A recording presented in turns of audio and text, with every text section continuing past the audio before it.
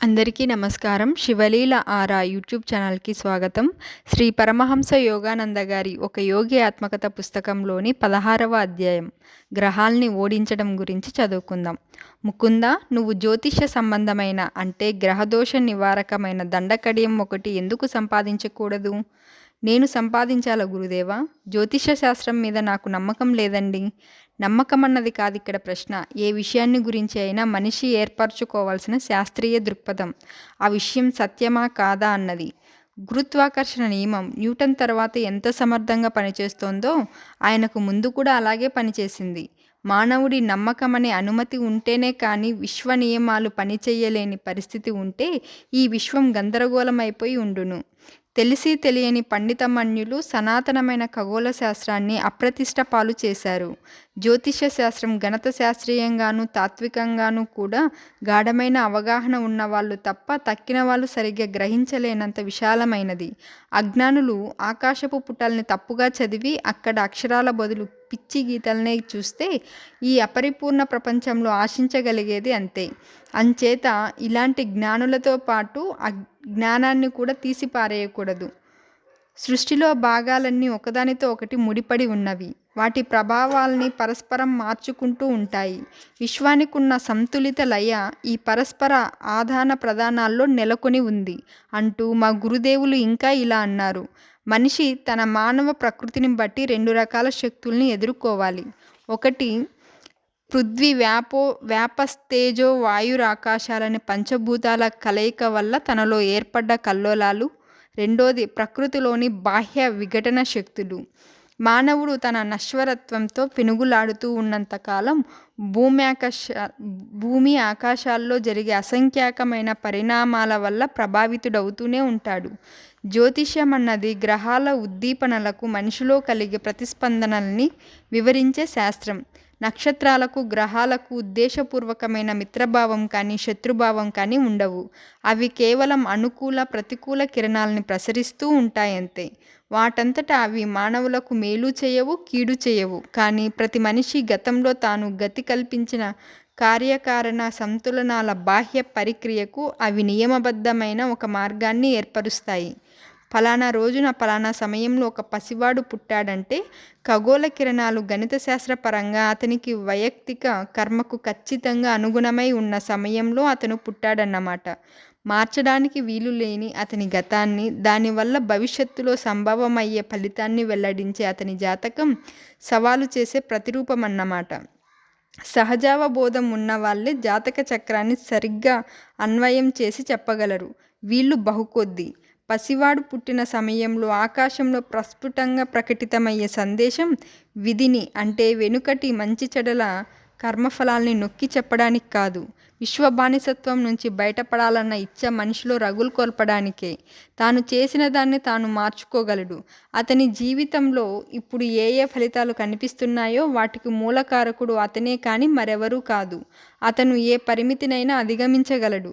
కారణం ఏమిటంటే అసలు ఆ పరిమితిని తన కర్మల ద్వారా ఏర్పరచుకున్నవాడు తానే కనుక. అతనికి గ్రహపరమైన ఒత్తిళ్లకు లొంగని ఆధ్యాత్మికమైన వనరులున్నాయి కనుక. జ్యోతిష్యం మీద మూఢభక్తి మనిషిని యాంత్రిక మార్గదర్శకత్వం మీద గుడ్డిగా ఆధారపడి మరమనిషిగా తయారు చేస్తుంది. కానీ వివేకవంతుడు తన భక్తి ప్రపత్తులను సృష్టి మీది నుంచి సృష్టికర్త మీదికి మళ్లించి తన గ్రహాల్ని ఓడిస్తాడు. అంటే తన గతాన్ని వమ్ము చేస్తాడు. పరమాత్మతో తనకు గల ఏకత్వాన్ని అతను ఎంత ఎక్కువగా గ్రహిస్తుంటే భౌతిక ప్రపంచం అతని మీద ప్రాబల్యం వహించడం అంతగా తగ్గుతూ ఉంటుంది. ఆత్మ ఎప్పుడు స్వేచ్ఛగా ఉండేదే. దానికి పుట్టుక లేదు కనుక చావు లేదు. గ్రహ నక్షత్రాలు దాని మీద ఆధిపత్యం వహించలేవు. మనిషి అంటే ముఖ్యంగా ఆత్మ ఒక శరీరం కలిగి ఉన్నాడు. అతను తానెవరో సరిగా తెలుసుకొన్నప్పుడు నిర్బంధకాలని అన్నింటినీ విడిచిపెట్టేస్తాడు. అతను ఆధ్యాత్మిక విస్మృతి అనే తన సాధారణ స్థితిలో గందరగోళంలో పడి ఉన్నంతకాలం పరిసర నియమం తాలూకు సూక్ష్మ శృంఖలాల్లో చిక్కుకొనే ఉంటాడు. దేవుడంటే సామరస్యం. దేవుడితో ఐక్యానుసంధానం పొందిన భక్తుడు ఏ పని తప్పుగా చేయడు. అతని కార్యకలాపాలు జ్యోతిష్య నియమానుసారంగా సరిగా సహజంగా జరగవలసిన సమయంలోనే జరుగుతాయి. గాఢంగా ప్రార్థన ధ్యానం చేసిన తరువాత అతనికి దివ్య చైతన్యంతో సంపర్కం ఏర్పడుతుంది. ఆంతరికమైన ఆ రక్షణ శక్తిని మించిన గొప్ప శక్తి మరొకటి ఏదీ లేదు. అయితే గురుదేవా, నన్ను జ్యోతిష సంబంధమైన దండకడియం వేసుకోమని ఎందుకంటున్నారు? చాలాసేపు మౌనం వహించిన తరువాత నేను ఈ ప్రశ్న వేయడానికి సాహసించాను. అంతవరకు నేను శ్రీ యుక్తేశ్వర్ గారి గంభీరమైన వ్యాఖ్యానాన్ని వంటబట్టించుకోవడానికి ప్రయత్నించాను. అందులో భావాలన్నీ నాకు చాలా కొత్త. ప్రయాణికుడు తన గమ్యం చేరుకున్నప్పుడు మాత్రమే తన మ్యాపులు తీసిపారేయడం సబబు. ప్రయాణం చేస్తున్నప్పుడు అనువుగా ఉండే అడ్డదారిని ఉపయోగించుకుంటాడు. మానవుడు మాయలో ప్రవాసముండే కాలాన్ని తగ్గించడానికి సనాతన ఋషులు అనేక మార్గాలు కనిపెట్టారు. జ్ఞాన సాధనంతో నేర్పుగా సర్దుబాటు చేయగల కొన్ని యాంత్రిక లక్షణాలు కర్మసూత్రంలో ఉన్నాయి. ఏదో ఒక విశ్వ నియమోల్లంఘన వల్లనే మానవులకు కష్టాలు వస్తుంటాయి. మనిషి ఈశ్వరుడి సర్వశక్తిమత్వాన్ని నిరాదరించకుండానే ప్రకృతి నియమాల్ని పాటించాలని పవిత్ర గ్రంథాలు సూచిస్తున్నాయి. ప్రభూ, నిన్నే నమ్ముకున్నాను. నువ్వు నాకు సహాయం చేయగలవని నాకు తెలుసు. అయినా నేను చేసిన ఏ తప్పైనా సరిదిద్దుకోవడానికి నేను కూడా శాయశక్తులా ప్రయత్నం చేస్తాను అని చెప్పాడతను. ప్రార్థన వల్ల, సంకల్ప శక్తి వల్ల, ధ్యానయోగం వల్ల, సాధు సత్పురుషులతో సంప్రదింపుల వల్ల, జ్యోతిష సంబంధమైన కడియాలు వేసుకోవడం వల్ల, అనేక సాధనాల ద్వారా వెనుకటి తప్పుల వల్ల కలిగిన దుష్ఫలితాలన్నీ చాలా వరకు తగ్గించుకోవచ్చు లేదా నశింపు చేసుకోవచ్చు. పిడుగుపాటు వల్ల తగిలే అదురు దెబ్బకు తట్టుకోవడానికి ఇంటికి రాగితీగ అమర్చినట్లుగానే దేహం అనే దేవాలయాన్ని కూడా కొన్ని పద్ధతుల్లో కాపాడుకోవచ్చు. విద్యుత్, అయస్కాంత వికిరణాలు ఈ విశ్వంలో అవిచ్ఛిన్నంగా ప్రసరిస్తూ ఉన్నాయి. మనిషి శరీరానికి అవి మంచి చేయవచ్చు, చెరుపు చేయవచ్చు. అనేక యుగాల కిందట మన ఋషులు సూక్ష్మమైన విశ్వకిరణ ప్రభావాల దుష్ఫలితాలని పోగొట్టే సమస్యను గురించి ఆలోచన చేశారు. స్వచ్ఛమైన లోహాలు గ్రహాల ప్రతికూలాకర్షణలకు శక్తివంతమైన ప్రతిక్రియ చేసే సూక్ష్మకాంతిని విడుదల చేస్తాయని కనిపెట్టారు. కొన్ని ఔషధుల మేళనాలు కూడా సహాయకరంగా ఉంటాయని తేలింది. అన్నిటికన్నా బాగా పనిచేసేవి 2 క్యారెట్లకు తక్కువ బరువు లేని నికార్సైన రత్నాలు. జ్యోతిష్య శాస్త్రానికి వ్యవహారానుకూలంగా దుష్ప్రభావాలని నిరోధించే ఉపయోగాలున్నాయి. కానీ వాటిని గురించి భారతదేశానికి వెలుపల జరిగిన పరిశీలన మాత్రం చాలా తక్కువ. చాలామందికి తెలియని యథార్థం ఒకటి ఏమిటంటే, సరైన రత్నాలు, లోహాలు, ఔషధులు కావలసిన బరువు ఉంటేను, వాటిని ధరించినప్పుడు అవి చర్మాన్ని తాకుతూ ఉంటేను తప్ప వాటి వల్ల ప్రయోజనం ఉండదు. గురుదేవా, నేను తప్పకుండా మీ సలహా పాటించి ఒక కడియం సంపాదిస్తాను. గ్రహాల్ని ఓడించడం అన్న ఆలోచన నాకు చిత్రంగా ఉంది. సాధారణ ప్రయోజనాలకైతే నేను బంగారం, వెండి, రాగితో చేసిన కడియం వేసుకోమంటాను. కానీ ఒక నిర్దిష్టమైన ప్రయోజనం కోసం నువ్వు వెండి, సీసంతో చేసింది సంపాదించాలి అని చెప్తూ శ్రీ యుక్తేశ్వర్ గారు జాగ్రత్త కోసం కొన్ని సూచనలు కూడా చేశారు. గురుదేవా, నిర్దిష్ట ప్రయోజనం అనడంలో మీ అభిప్రాయం ఏమిటి? గ్రహాలు త్వరలో నీ మీద అమిత్ర భావం చూపించబోతున్నాయి ముకుందా. భయపడకు, నీకు కాపుదల ఉంటుంది. సుమారు 1 నెలలలో నీ కాలేయం నిన్ను చాలా బాధ పెడుతుంది. లెక్క ప్రకారం ఆ జబ్బు 6 నెలల పాటు ఉండాలి. కానీ నువ్వు వేసుకునే జ్యోతిష్య సంబంధమైన కడియం ఆ కాలాన్ని 24 రోజులకు తగ్గించేస్తుంది. ఆ మర్నాడు నేనొక కంసాలిని పట్టుకొని త్వరలోనే కడియం సంపాదించి వేసేసుకున్నాను. నా ఆరోగ్యం అద్భుతంగా ఉంది. గురుదేవుల జోస్యం నా మనస్సులోంచి ఎప్పుడో తొలగిపోయింది. గురువుగారు శ్రీరాంపూర్ నుంచి కాశీ వెళ్ళారు. మా సంభాషణ జరిగిన 30 రోజులకి నా కడుపులో కాలేయం దగ్గర హఠాత్తుగా నొప్పి వచ్చింది. అప్పటి నుంచి కొన్ని వారాల పాటు యమబాధపడ్డాను. గురువుగారిని ఇబ్బంది పెట్టడం ఇష్టం లేక ఈ పరీక్షను ధైర్యంగా ఒంటరిగానే తట్టుకోవాలనుకున్నాను. కానీ 23 రోజుల యమయాతన నా పట్టుదలను సడిలించేసింది. కాశీకి రైలెక్కాను. అక్కడ యుక్తేశ్వర్ గారు అసాధారణమైన ఆప్యాయతతో నన్ను పలకరించారే కానీ అంతరంగికంగా నా బాధలు చెప్పుకోవడానికి అవకాశం ఇవ్వలేదు. ఆనాడు కేవలం ఆయన దర్శనం కోసం చాలామంది భక్తులు వచ్చారు. జబ్బుతో బాధపడుతూ నా సంగతి పట్టించుకునే వాళ్ళు లేక అలా ఒక మూల కూర్చున్నాను. రాత్రి భోజనాలు అయ్యాక కానీ అతిథులు వెళ్ళలేదు. అప్పుడు మా గురుదేవులు ఆ ఇంటికి అష్టభుజాకారంలో ఉన్న బాల్కనీలోకి రమ్మని పిలిచారు. నీ కాలేయం జబ్బును గురించి వచ్చి ఉంటావు. శ్రీ యుక్తేశ్వర్ గారి చూపు నన్ను తప్పించుకుంది. ఆయన అడపాదడపా పడుతున్న వెన్నెలకు అడ్డు వస్తూ అటూ ఇటూ పచార్లు చేస్తున్నారు. ఏది ఇలా చూడ్నియ్యి, నువ్వు 24 రోజుల నుంచి బాధపడుతున్నావు కదూ. అవునండి. పొట్టకు సంబంధించి నేను నీకు నేర్పిన వ్యాయామం చెయ్యి. నేనెంత విపరీతంగా బాధపడుతున్నానో తెలిస్తే మీరు నన్నా వ్యాయామం చెయ్యమని అనేవారు కారు గురుదేవా! అయినప్పటికీ ఆయన మాట మన్నించడానికి కొద్దిగా ప్రయత్నించాను. నొప్పి ఉందంటున్నావు నువ్వు. నీకేమీ లేదంటున్నాను నేను. అటువంటి వైరుధ్యాలు ఎలా ఉంటాయి? మా గురుదేవులు నా వైపు గుచ్చి గుచ్చి చూశారు. నేను అప్రతిభుణ్ణి అయ్యాను. నొప్పి మాయమయ్యేసరికి ఆనందం పట్టలేకపోయాను. కొన్ని వారాల పాటు దాదాపు కంటికి కునుకు లేకుండా చేసిన ఎడతెగని యమబాధ మటుమాయమైందని అనుభవమైంది. అటువంటి బాధ నాకెన్నడూ రాలేదన్నట్టుగా ఆయన మాటలతో మాయమైంది. కృతజ్ఞతాబద్ధున్నయి నేను ఆయన పాదాల ముందు వాలబోతున్నాను. చటుక్కున ఆయన నన్ను ఆపారు. మరీ పసిపిల్లాడి వైపుకు లేచి గంగ మీద పడుతున్న వెన్నెల అందం చూసి ఆనందించు అన్నారాయన. కానీ ఆయన పక్కన నేను మౌనంగా నించుని ఉన్నప్పుడు గురుదేవుల కళ్ళు సంతోషంతో మిలమిల్లాడాయి. నాకు స్వస్థత చేకూర్చినవాడు భగవంతుడే కానీ తాము కాదన్న అనుభూతి నాకు కలగాలని ఆయన ఆశిస్తున్నట్టుగా ఆయన వైఖరిని బట్టి గ్రహించాను. నేను నిజంగా ఒక మానవాతీత మహాపురుషునితో కలిసి జీవించానన్న విషయాన్ని మరొక్కమారు తెలుసుకున్న ఆ రోజుకి కాలగర్భంలో కలిసిపోయిన శాశ్వతంగా జ్ఞాపకం ఉండే ఆ రోజుకి గుర్తుగా ఆ బరువైన వెండి సీసం దండకడియాన్ని ఈనాటికి ధరిస్తున్నాను. తర్వాత కొన్ని సందర్భాల్లో నేను రోగ విముక్తి కోసం నా స్నేహితుల్ని శ్రీ యుక్తేశ్వర్ గారి దగ్గరికి తీసుకువెళ్ళినప్పుడు ఆయన రత్నాలు ధరించమని కానీ కడియం వేసుకోమని కానీ తప్పకుండా చెప్పేవారు. వాటిని వాడడం జ్యోతిష్య శాస్త్ర జ్ఞానం వల్ల కలిగిన లాభం అంటూ మెచ్చుకునేవారు. జ్యోతిష్య శాస్త్రాన్ని గురించి నాకు చిన్నప్పటి నుంచి వ్యతిరేకాభిప్రాయం ఉండేది. దానికి కారణం కొంతవరకు చాలామంది దాన్ని గుడ్డిగా అనుసరిస్తున్నారన్న సంగతి నేను గమనించడం ఒకటి. నువ్వు 3 సార్లు పెళ్లి చేసుకుంటావు, 2 సార్లు భార్యను పోగొట్టుకుంటావు అంటూ మా ఇంటి సిద్ధాంతి గారు జోస్యం చెప్పడం ఒకటి. వివాహత్రయానికి బలి కాబోయే మేకలా బాధపడుతూ ఈ విషయాన్ని గురించి నేను తీవ్రంగా ఆలోచించాను. నీ రాత ఎలా ఉంటే అలా జరుగుతుందని సరిపెట్టుకోవడం మంచిది అని వ్యాఖ్యానించాడు మా అనంతు అన్నయ్య.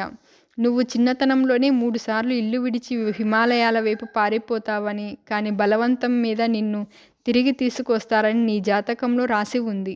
సరిగా అలాగే జరిగింది. నీ పెళ్లి విషయంలో చెప్పిన జోస్యం కూడా అలాగే నిజమై తీరుతుంది అన్నాడు. ఈ జ్యోతిష శాస్త్రం పూర్తిగా అబద్ధమని ఒకనాటి రాత్రి నాకు స్పష్టంగా అంతఃస్ఫురణ కలిగింది. నా జాతకం రాసిన కాగితం చుట్టను కాల్చేసి దాని బూడిద ఎత్తి ఒక కాగితం సంచిలో పోసి దాని మీద ఇలా రాశాను. పూర్వకర్మ బీజాల్ని దివ్య జ్ఞానాగ్నిలో కాలిస్తే కనుక అవి మళ్ళీ మొలకెత్తలేవు. ఆ సంచి స్పష్టంగా కనబడే చోట పెట్టాను. అనంతుడు వెంటనే నా ప్రతిఘటన వ్యాఖ్యను చదివాడు. నువ్వు జాతకం కాగితాన్ని కాల్చినంత సులువుగా సత్యాన్ని నాశనం చేయలేవు అంటూ వెటకారంగా నవ్వాడు మా అన్నయ్య. నేను పెద్దవాణ్ణి కాకముందు మా వాళ్ళు నాకు పెళ్లి చేయడానికి 3 సార్లు ప్రయత్నం చేయడం యథార్థమే.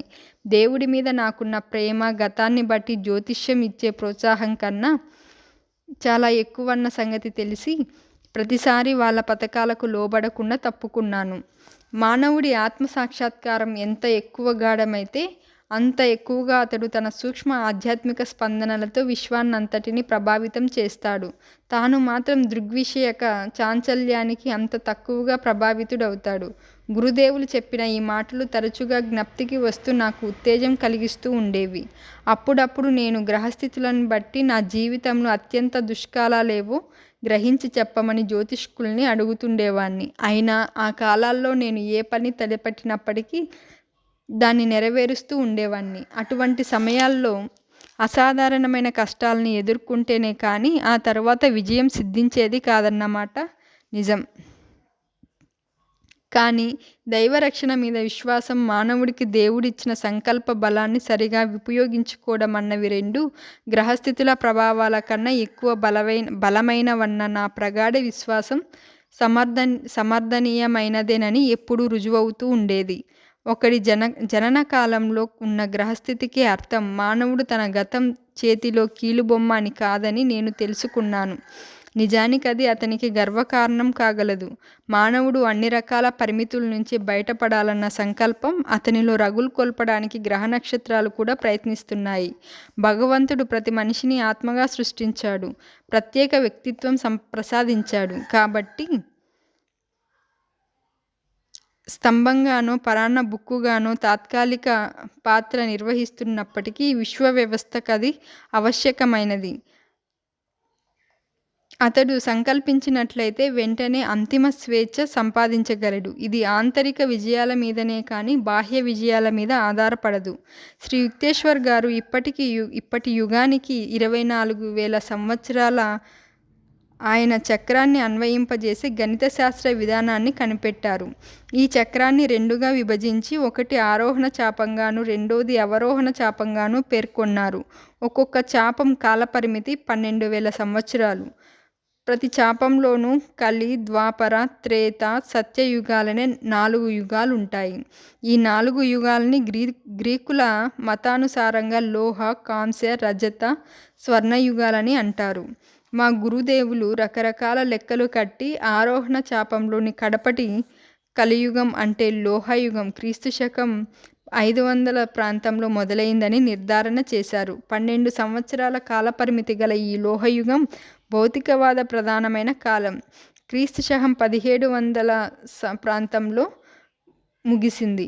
ఆ సంవత్సరం ద్వాపర యుగం ఆరంభమైంది. దీని కాలపరిమితి 2400 సంవత్సరాలు. ఈ యుగం విద్యుచ్ఛక్తి, అణుశక్తుల వికాసానికి, టెలిగ్రాఫ్, రేడియో, విమానాల వంటి దేశ వ్యవధానాన్ని హరింపజేసే యంత్రాలకు ప్రాముఖ్యం వహించే యుగం. 3600 సంవత్సరాల కాలం గల త్రేతాయుగం క్రీస్తుశకం 4100వ సంవత్సరంలో మొదలైంది. టెలిపతి మానసిక ప్రసారాల గురించి, కాల వ్యవధానాన్ని హరింపజేసే ఇతర సాధనాల గురించి జనసామాన్యానికి తెలిసి ఉండడం ఈ యుగ లక్షణం. ఆరోహణ చాపంలో కడపటి యుగమైన సత్యయుగం కాలపరిమితి 4800 సంవత్సరాలు. ఈ యుగంలో మానవ మేధ సర్వోత్కృష్టంగా వికాసం చెందుతుంది. మానవుడు దైవనిర్ణీత పథకానికి అనుకూలంగా పనిచేస్తాడు. ప్రపంచానికి అప్పుడు 4800 సంవత్సరాల అవరోహణ స్వర్ణయుగంతో ఆరంభమయ్యే 12,000 సంవత్సరాల అవరోహణ చాపం మొదలవుతుంది. క్రీస్తుశకం 12,500. క్రమశః మానవుడు అజ్ఞానంలోకి దిగజారిపోతాడు. ఈ కాలచక్ర భ్రమణాలు, దృగ్గోచర విశ్వం తాలూకు వైషమ్య సాపేక్షతారూపకమైన మాయ ప్రదర్శించే శాశ్వత ఆవృత్తులు మానవుల్లో సృష్టికర్తతో తమకున్న విడదీయరాని దివ్య ఏకత్వాన్ని గురించిన స్పృహ పెరిగిన కొద్దీ వాళ్ళు ఒకరి తర్వాత ఒకరు మాయాద్వంద్వం నుంచి విముక్తి పొందుతారు. గురుదేవులు జ్యోతిష్య శాస్త్ర విషయంలోనే కాక ప్రపంచ ధార్మిక గ్రంథాల విషయంలో కూడా నా అవగాహనను విస్తృతం చేశారు. పవిత్ర గ్రంథాలని ఆయన మనస్సనే నిర్మల ఫలకం మీద పెట్టి సహజావబోధయుక్తమైన తర్కమనే శస్త్రంతో విశ్లేషిస్తూ ఉండేవారు. ప్రవక్తలు మౌలికంగా వ్యక్తం చేసిన సత్యాల్లోంచి పండితుల దోషాల్ని, ప్రక్షిప్తాల్ని ఏరేస్తూ ఉండేవారు. చూపును ముక్కు కొన మీద నిలపాలి. భగవద్గీతలో ఉన్న ఒక శ్లోకానికి తప్పుడు వ్యాఖ్యానం అది. ప్రాచ్య పండితులు, పాశ్చాత్య అనువాదకులు చాలామంది దీన్ని అంగీకరించారు. గురుదేవులు దీన్ని వేళాకోళంగా విమర్శిస్తూ ఉండేవారు. యోగి అనుసరించే మార్గమే వింత మార్గం, దానికి తోడు అన్ని మెట్ల కన్ను తప్పించుకోమని కూడా సలహా ఇవ్వడం ఎందుకు అనేవారు. నాసికాగ్రం అన్నదానికి సరైన అర్థం ముక్కుకు మూలమైన స్థానం అనే కానీ ముక్కు కొన అని కాదు. కనుబొమ్మల మధ్య ఆధ్యాత్మిక దృష్టికి స్థానమైన చోట ముక్కు మొదలవుతుంది. సాంఖ్యయుగంలో ఒక సూత్రంలో ఇలా ఉంది: ఈశ్వరే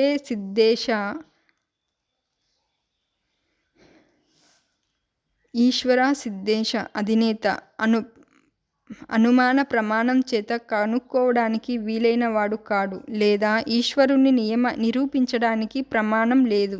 ముఖ్యంగా ఈ సూత్రం మీద ఆధారపడి చాలామంది విద్వాంసులు దర్శన శాస్త్రాన్నంతటినీ నాస్తికవాదం అనేస్తున్నారు. ఈ శ్లోకంలో నాస్తిక గుణం లేదు అని వివరించారు శ్రీ యుక్తేశ్వర్ గారు. అందులో సూచించేదల్లా తుది నిర్ణయాలన్నింటికీ ఇంద్రియ జ్ఞానం మీదే ఆధారపడి ఉండే అజ్ఞానికి ఈశ్వరుణ్ణి నిరూపించే ప్రమాణం అజ్ఞాతంగానే ఉంటుందని, కాబట్టి దానికి అస్తిత్వం లేదని, ధ్యానోత్పన్నమైన అచంచల అంతర్దృష్టి గల నిజమైన సాంఖ్య దర్శనాన్వయాలు ఈశ్వరుడు ఉన్నాడని తెలుసుకోవడానికి వీలైన వాడని కూడా గ్రహిస్తారు. మా గురుదేవులు క్రైస్తవుల బైబిల్ను చక్కని స్పష్టతతో వ్యాఖ్యానించేవారు. బైబిలులోని అమృతతత్వాన్ని దర్శించగలగడం స్వర్గం భూమి గతించిపోతాయి కానీ నా మాటలు మటుకు గతించుకుపోవు అంటూ ముందెవ్వరూ పలకనంత నిష్కర్షగా అత్యంత హర్షదాయకంగా క్రీస్తు చేసిన ప్రవచనంలోని సత్యాన్ని అవగాహన చేసుకోవడం నేను నేర్చుకున్నది క్రైస్తవ మత సభ్యత్వంతో ప్రమేయం లేని మా హైందవ గురుదేవుల దగ్గర. భారతదేశపు మహాగురువులు క్రీస్తుకు ఉత్తేజం కలిగించిన దివ్య దర్శనాలనే అనుసరించి తమ జీవితాల్ని మలుచుకున్నారు. ఈ మహాపురుషులు ఆయన తన వాళ్ళుగా చాటుకున్న ఆత్మబంధువులు. స్వర్గంలో ఉన్న నా తండ్రి ఇచ్చను అనుసరించే ప్రతి వ్యక్తి నాకు సోదరుడు, సోదరి, తల్లి. క్రీస్తు ఇంకా ఇలా అన్నాడు, నా మాటను అనుసరించి మీరు ముందుకు సాగిపోతేనే మీరు నిజంగా నాకు శిష్యులు. అప్పుడు మీకు సత్యం అవగతమవుతుంది. ఆ సత్యం మీకు విముక్తి కలిగిస్తుంది. అందాక స్వేచ్ఛాజీవులయి తమకు తామే ప్రభువులయి ఏకైక జగత్పితను గురించి ముక్తిదాయకమైన జ్ఞానాన్ని ఆర్జించుకున్న క్రీస్తు వంటి భారతీయ యోగి పుంగవులు అమరబంధు కోటిలో అంతర్భాగమే. ఆదాము అవ్వల కథ నాకు కొరుకుడు పడకుండా ఉందండి అన్నాను ఒక రోజున. వ్యంగ్యాత్మక కథలతో సతమతమవుతున్న తొలికాలంలో కొంత ఉద్రేకంతోనే అన్నాను. నేరం చేసిన జంటనే కాకుండా అప్పటికింకా పుట్టని ముందు తరాల అమాయకుల్ని కూడా ఎందుకు శిక్షించాడు దేవుడు? గురుదేవులకు నా అజ్ఞానం కంటే నా మాటల్లో తీవ్రతకే నవ్వు వచ్చింది. సృష్టి ప్రకరణం జెనిసిస్ చాలా గహనమైన ప్రతీకలతో కూడి ఉన్నది. కేవలం శబ్దార్థ వివరణల వల్ల అవగాహన కాదు అని వివరించారు. దాంట్లో చెప్పిన జీవన వృక్షం మానవ దేహం. వెనుబాము తలకిందులుగా ఉండే చెట్టు లాంటిది. మనిషి తల వెంట్రుకలు దానికి వేళ్ళు. అంతర్వాహక బహిర్వాహక నాడులు దానికి కొమ్మలు. నాడీ మండలం అనే వృక్షానికి మనం అనుభవించి ఆనందించదగ్గ ఫలాలు చాలా కాస్తాయి. శబ్ద, స్పర్శ, రూప, రసగంధాలనే ఇంద్రియ జ్ఞానాలే ఆ ఫలాలు. మనిషి వీటికి హక్కుభుక్తం చేసుకోవచ్చు. కానీ అతనికి తోట మధ్యలో అంటే దేహం మధ్యలో ఉన్న యాపిల్ పండు అంటే లైంగిక అనుభవం నిషిద్ధం. అందులో చెప్పిన సర్పం లైంగిక నాడుల్ని ఉద్రేకపరిచే వెనుబాములోని శక్తిని సూచిస్తుంది. ఆదాము వివేకానికి సంకేతం, అవ్వ అనుభూతికి సంకేతం. ఏ మనిషిలోనైనా భావోద్రేకాన్ని అంటే స్పృహను కామవాంఛ లోబర్చుకున్నట్లయితే అతని వివేకం అంటే ఆదాము నశించక తప్పదు. దేవుడు తన సంకల్ప బలంతో స్త్రీ పురుష శరీరాల్ని రూపొందించి మానవ జాతిని సృష్టించాడు.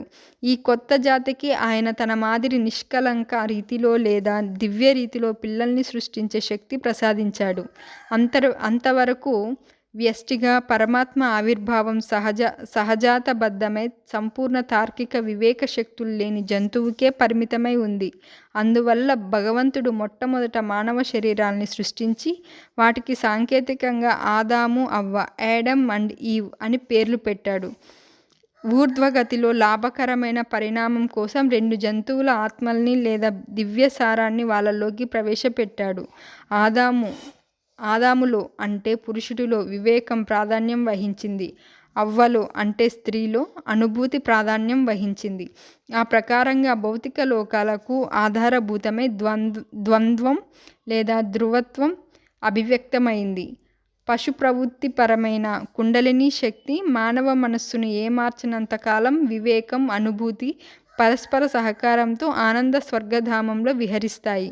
కనుక మానవ శరీరం కేవలం జంతువుల నుంచి పరిణామ ఫలితంగా ఏర్పడ్డది కాదు, దేవుడి విశిష్ట సృష్టి ద్వారా ఉత్పన్నమైనది. జంతు రూపాలు సంపూర్ణ దివ్యత్వాన్ని వ్యక్తం చేయలేనంత స్థూలమైనవి.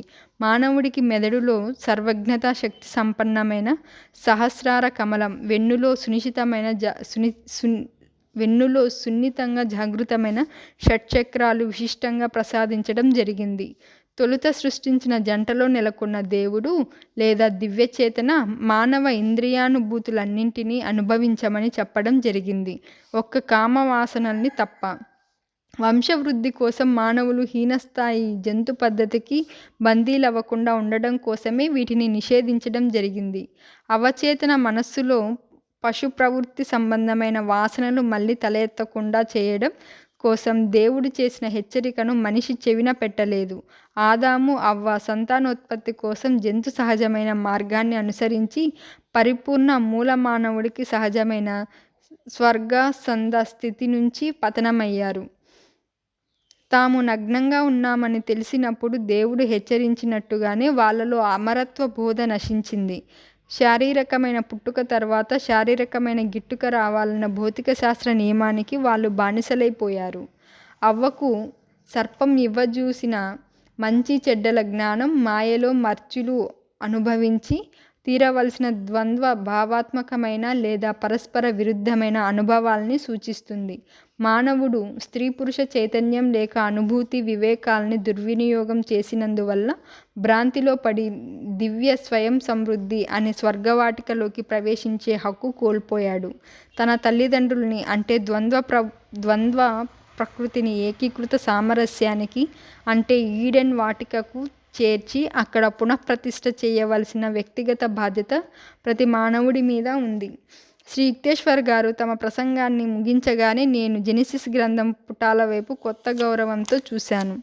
పూజ్య గురుదేవ, ఆదాము అవ్వల సంతానంగా వారి పట్ల నెరవేర్చవలసిన సముచితమైన కర్తవ్యం నా హృదయంలో ఇప్పుడు మొట్టమొదటిసారిగా స్పందిస్తోంది. ఇంతటితో అధ్యాయం పూర్తి.